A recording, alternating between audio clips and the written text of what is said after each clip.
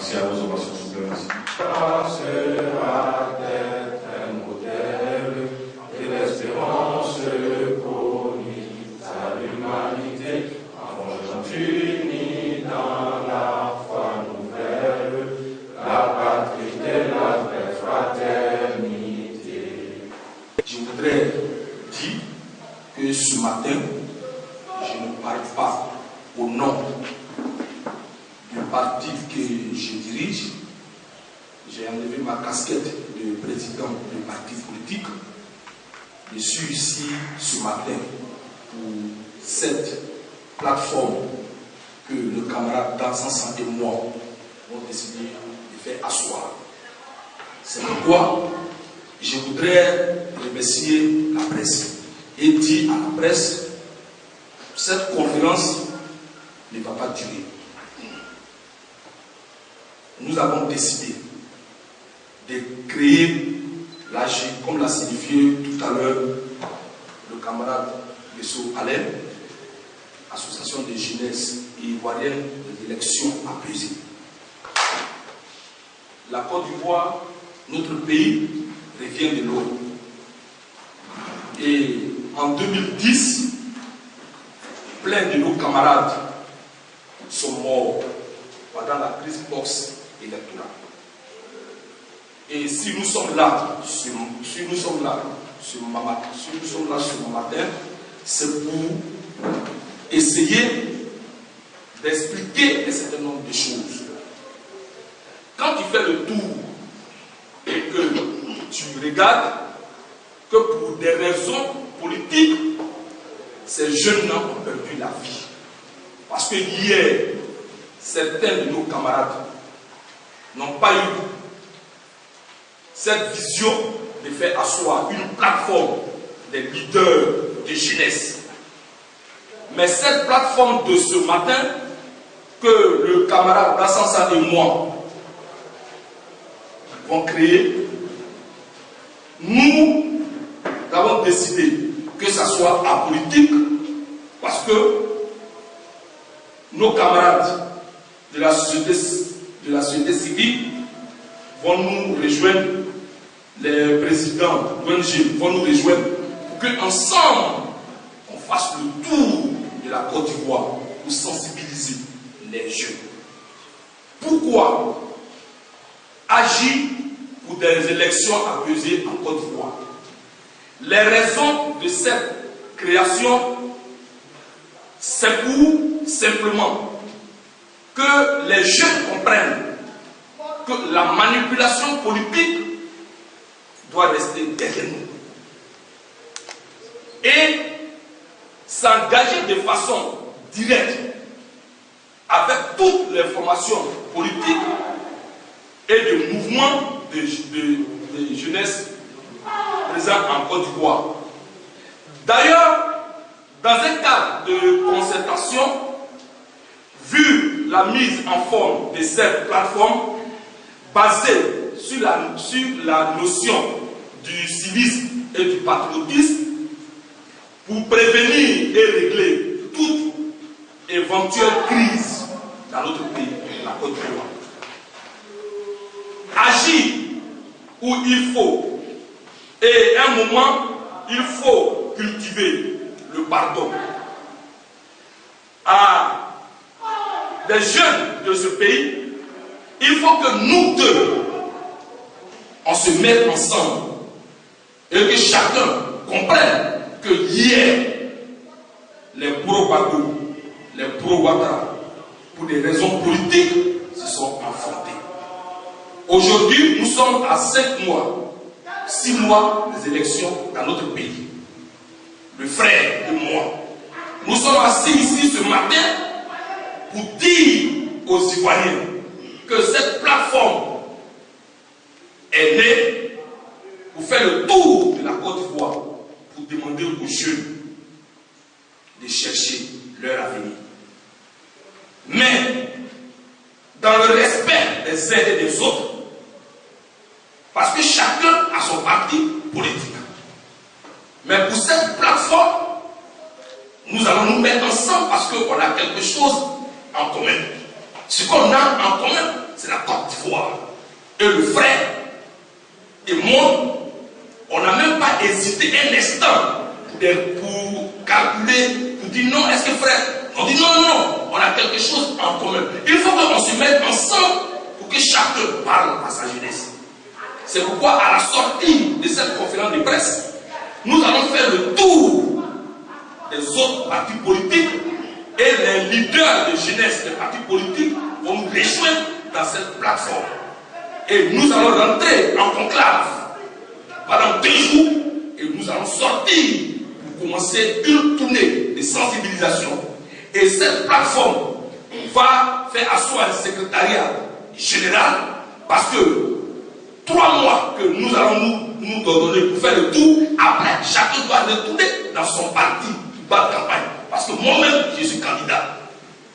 Donc les leaders de jeunesse ici, chacun va aller dans son parti pour battre campagne pour son candidat. Mais chacun va donner un camarade pour que au secrétariat général, si demain, en période préélectorale, c'est ce que nous allons faire. En période préélectorale, nous allons faire le tour de la Côte d'Ivoire pour préparer l'esprit des jeunes. Pour ne pas qu'on revive ce que nous avons vécu en 2010. Mais il faut que les jeunes cultivent l'amour. Il faut que le militant pro-Gbagbo aime le militant pro-Ouattara. Il faut que le militant pro-Ouattara aime le militant pro-Gbagbo. C'est comme ça qu'on peut construire la Côte d'Ivoire. En période de campagne, le secrétariat général est toujours là. Si par exemple on constate qu'à Abobo, il y a des militants pro-Gbagbo qui s'attaquent aux militants pro-Ouattara, le secrétariat général convoque les leaders que nous sommes et on se retrouve et on va à Abobo pour régler ce problème. C'est ce que hier nos camarades n'ont pas pu faire, tels que Jacques Deloudé, Karamoko Yayo et Kakabe. Nous aujourd'hui, on a décidé d'éviter un autre chaos à notre pays, la Côte d'Ivoire. Parce que la Côte d'Ivoire revient de loin. C'est pourquoi je voudrais très bientôt accompagner cette initiative dans ses actes concrets sur le terrain. La jeunesse ivoirienne dans son ensemble, à travers les représentations de jeunesse de partis politiques et de la société civile dans chaque zone, quand chacun va comprendre qu'après notre conclave, nous allons tracer le chemin pour commencer à aller dans les villes, hameaux et villages. Dans chaque ville, nous allons impliquer le préfet, impliquer le maire, impliquer le préfet de police pour que chacun de son côté joue son rôle. Pour que dans chaque ville, un jeune ne s'affronte même pas à un jeune. Il faut que pour une fois, la Côte d'Ivoire fasse comme le Nigeria. C'est pourquoi nous sommes en train de nous battre que cette plateforme-là aille loin. Dans l'immédiat, l'AJ engagera de façon préventive avec les structures en place dans le cadre du ADDR. Dans cette plateforme, nous allons amener les jeunes de tous les partis politiques, mais un Ivoirien qui a encore son âme cachée quelque part, qui attend un match de retour, nous allons demander à chacun, c'est ce que nous allons dénommer ici, collecte des âmes cachées à volonté, pour dire que chaque jeune qui a encore son âme cachée, qui attend un match de retour, la Côte d'Ivoire n'a plus besoin de match de retour. La Côte d'Ivoire est sur le train de développement. Il faut que les jeunes que nous sommes, chacun de son côté, soit le vigile et le gardien de son ami, pour que chacun sorte son âme et remette ça à la DDR. Voici aussi un plus au niveau de la plateforme. Et pour aller encore plus loin, dans chaque ville ou dans chaque secteur où nous allons passer, nous allons mettre des bénévoles du temps. Par exemple, ce qu'on appelle, quand on installe des comités de base, des bénévoles du temps, c'est-à-dire des jeunes vont se mettre en groupe. Et on a décidé de les appeler les bénévoles du temple.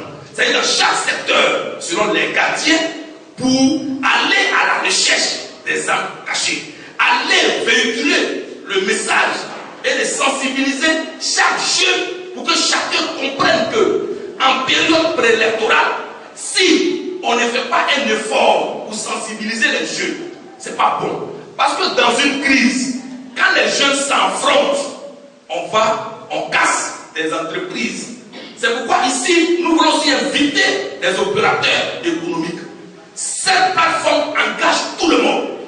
Parce que quand il y a une crise, comme ce que nous avons vécu en 2010, nous avons vu des entreprises en 2 secondes détruites. Il faut que la jeunesse initie ce chemin. Les jeunes doivent comprendre qu'on ne doit pas s'attaquer au pied. Il faut que les jeunes cultivent l'amour pour trouver un lendemain meilleur. C'est pourquoi nous demandons à l'État de Côte d'Ivoire, nous proposons de veiller à la sécurisation des coins ou des casernes d'armes pour un code secret, pour empêcher les jeunes de s'emparer, pour éloigner l'espèce de commando invisible. Il faut que dans chaque zone de l'armée, l'État arrive à trouver un code. Parce que quand il y a une crise, les jeunes se lèvent et on dit par exemple, camarades, allons à Akwa, camarades, allons à Godo. Et on casse les commissariats et les jeunes prennent les armes. Il faut que l'État essaie de mettre des armes quelque part et mettre un code. Parce que notre pays revient de loin. C'est pourquoi notre plateforme est née. Et comme à cette conférence de presse, je ne suis pas seul, l'essentiel pour moi, c'est que la plateforme est née aujourd'hui. Elle va s'étendre sur toute l'étendue du territoire. Nos camarades vont nous rejoindre et nous allons faire le tour des institutions. Nous avons déjà déposé les courriers, mais il faut que chaque Ivoirien et Ivoirienne comprenne que cette plateforme est pour tout le monde. Et on demande à nos camarades de nous rejoindre dans cette plateforme pour des élections apaisées. Mais dit aussi à des institutions chargées à donner les résultats que ce que nous avons vécu en 2010, la Côte d'Ivoire ne veut plus revivre cela. C'est pourquoi cette plateforme aussi va jouer un rôle pour que chaque candidat respecte les résultats des urnes. Si on dit en 2015, Zali Diédié a gagné les élections, on respecte. Si on dit en 2015, du moins en 2015, le président Alassane Ouattara a gagné les élections, on respecte. Si on dit en 2015, le président X a gagné les élections, on respecte. Voici le rôle aussi que va jouer la plateforme. C'est pourquoi ce matin, nous sommes ici. Je vous remercie. Et comme je ne suis pas seul, je vais aussi donner la parole à mon frère Kassassa.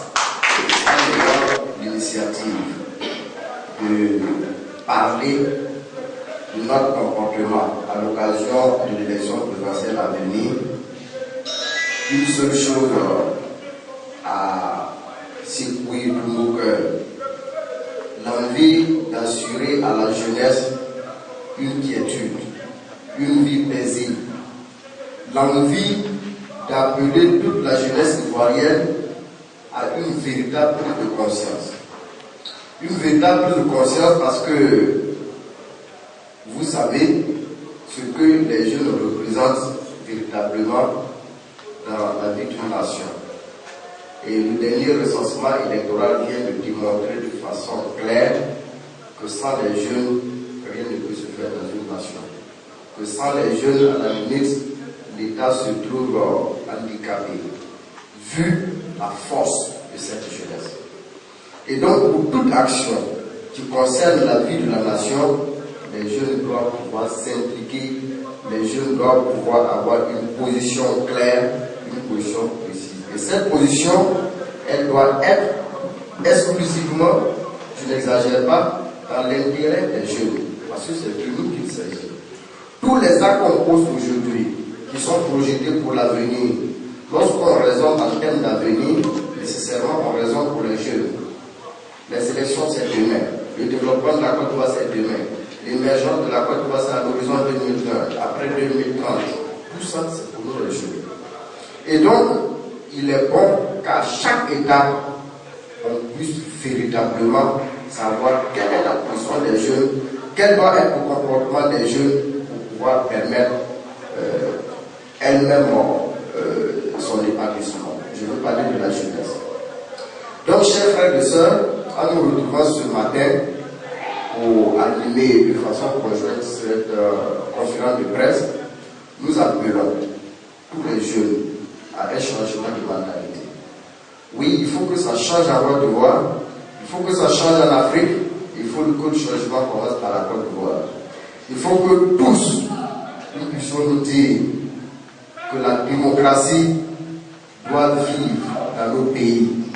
Le Nigeria vient de nous donner l'exemple où un président, deux candidats se sont affrontés, il y a eu un vainqueur et un vaincu, les choses se sont passées tranquillement. Il faut donc absolument qu'en 2015, les résultats soient proclamés dans des conditions vraiment très saines, qu'on ne vive plus le spectre de 2010, inutilement. Parce que vous remarquerez avec nous que quand on essaie de faire un bilan aujourd'hui, de façon consciente, au fond de nous-mêmes, nous savons qu'on a eu une crise inutile, là où il ne devait pas avoir de crise. Et nous qui sommes jeunes aujourd'hui, qui avons vu beaucoup de nos amis perdre la vie à l'occasion de ces choses inutiles-là, vraiment, j'avoue que les choses sont un peu compliquées. Il faut absolument qu'on aille dans le sens de l'apaisement. Voici en ce sens le message que nous voulons vraiment appeler à l'endroit de nos camarades. Et vous dire qu'on va se donner rendez-vous très prochainement pour en parler et puis mettre en place une plateforme pour permettre